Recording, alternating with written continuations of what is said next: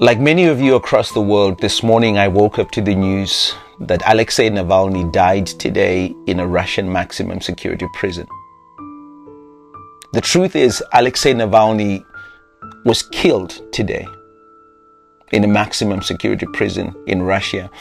And to say that it's a tragedy is just far from expressing it correctly, because this was a barbaric, sadistic, premeditated murder. In 2020, Navalny left Russia after having been poisoned by the regime for his opposition to Putin. And despite the threat on his life, Alexei returned to Russia after recovering from the poisoning. He was immediately arrested on arrival and thrown into the prison. I remember writing an article for CNN at the time of his return, and it was about that, why Navalny went back. A lot of people were asking the question. I understood him fully on his action, because this is something that I myself had done a few years earlier after dictator Robert Mugabe had jailed me in Zimbabwe, and then I fled into exile. But I went back to Zimbabwe to fight for freedom. But I was thrown into a maximum security prison. See, Alexei came to the conclusion that self-preservation was no longer an option over the mission of challenging Putin's injustice and misgovernance. He hated giving Putin the comfort that he was feared. And when I look at what happened to Alexei over the years and his murder today, I see that he stuck to that bold idea of speaking truth to power until they could no longer stand him anymore. So they killed him, because that's all dictators can do. Alexei and I were part of the Yale World Fellows program here in America. It's a cohort of change makers that's united by the ideas of better governance and development.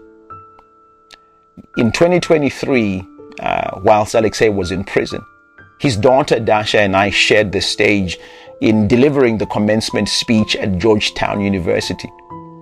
We shone a light on political prisoners around the world, and that young daughter, Dasha, is now without her father.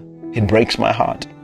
She loved him deeply, and she defended him valiantly.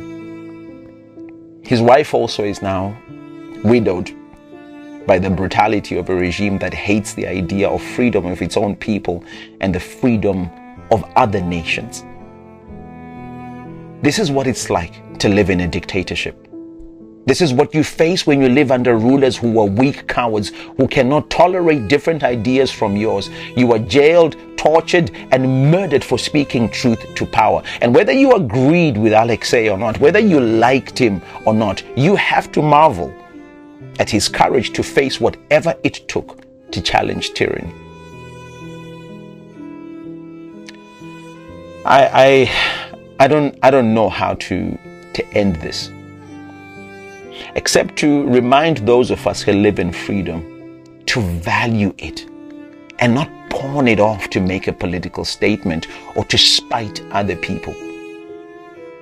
In many parts of the world, my friends, people die trying to get just a small piece of what you have lived with your whole lives. May Alexei's life remind us of the duty that we each have to be present for our struggles and to sacrifice even our lives for what is so much bigger than ourselves, for freedom. Rest in peace, Alexei Navalny.